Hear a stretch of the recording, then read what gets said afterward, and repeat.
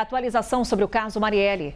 O ministro do Supremo Tribunal Federal, Alexandre de Moraes, determinou o início do cumprimento das penas dos irmãos Brazão. Vamos falar com a Roberta Camargo, que vai trazer mais detalhes para a gente então. Oi, Roberta. Mais uma vez, bom dia.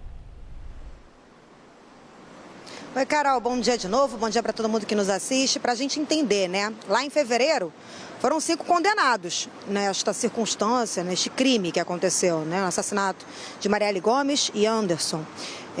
Eles foram condenados, 5 pessoas, mas nesse período de fevereiro até agora, Anderson Gomes, nesse período de fevereiro até agora, o STF estava analisando recursos, né? A primeira turma do STF estava analisando recursos. Agora, então, o ministro Alexandre de Moraes diz que não há mais recursos cabíveis e determinou o início do cumprimento dessas condenações. E a gente tem 2 situações muito específicas, na verdade uma mais específica, com relação a esses 5 condenados, né? Chiquinho Brazão apresentou um recurso que envolvia questões de saúde dele. E isso foi aceito. Ele vai ser mantido em prisão domiciliar por 90 dias por conta de questões de saúde. E eu vou listar para vocês quais são: doença arterial coronariana crônica, diabetes tipo 2, sinais de nefropatia e hipertensão. Então, esses 90 dias, a gente reforça, que fazem parte, na verdade, de 76 anos de condenação, 76 anos e 3 meses. Ele tem que usar tornozeleira eletrônica, está proibido o uso de redes sociais. Ele não pode ter contato com outros julgados, outros condenados, no caso, né? E só pode receber visitas com autorização do Supremo. E são aquelas medidas prerrogativas que, se forem descumpridas, alguma delas for descumprida, ele vai ter que necessariamente cumprir essa detenção no sistema prisional. Domingos Brazão será detido em um presídio em Niterói. A gente tem aqui a lista. Tanto ele quanto o irmão, tem que cumprir 76 anos e 3 meses de prisão. Eles são apontados como os mandantes do assassinato de Marielle Franco e Anderson Gomes. Rivaldo Barbosa vai ter que cumprir 18 anos de prisão por obstrução de justiça e corrupção passiva. Rivaldo Barbosa, gente, foi chefe de polícia aqui no Rio de Janeiro e ele ajudou a acobertar os assassinatos, na verdade, os assassinos, né? Os criminosos. Rivaldo Barbosa vai para Bangu 8. Ronald Pereira tem que cumprir 56 anos de prisão.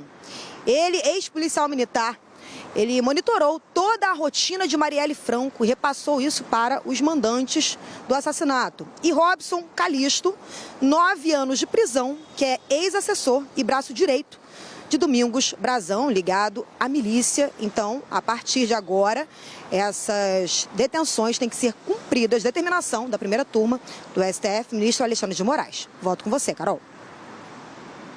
Obrigada, Roberta, com informações para a gente lá do Rio de Janeiro. Seguimos agora com Gabriela Garcia. O Brasil deve enviar uma nova remessa de ajuda humanitária a Cuba.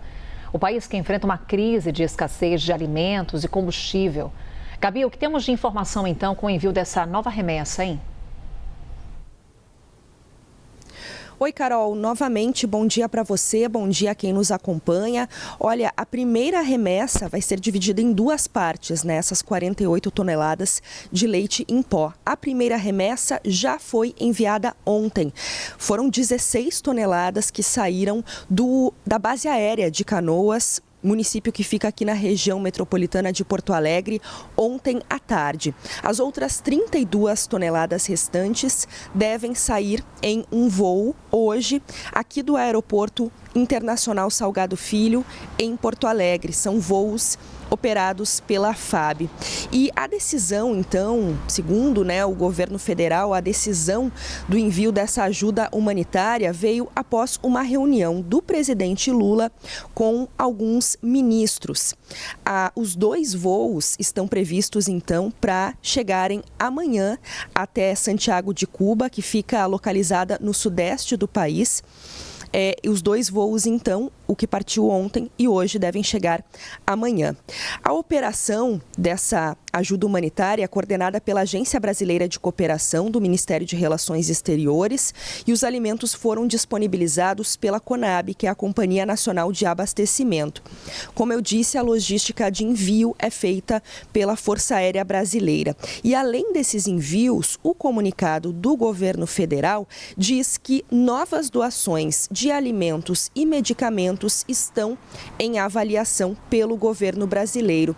A gente lembra que Cuba vive uma crise humanitária e econômica, registra escassez de alimentos, de medicamentos, falta de energia elétrica, falta de combustível, também tem serviços essenciais e serviços médicos afetados por essa situação, que é agravada, pelas tensões com os Estados Unidos e também pelo embargo do petróleo imposto pelo governo de Donald Trump.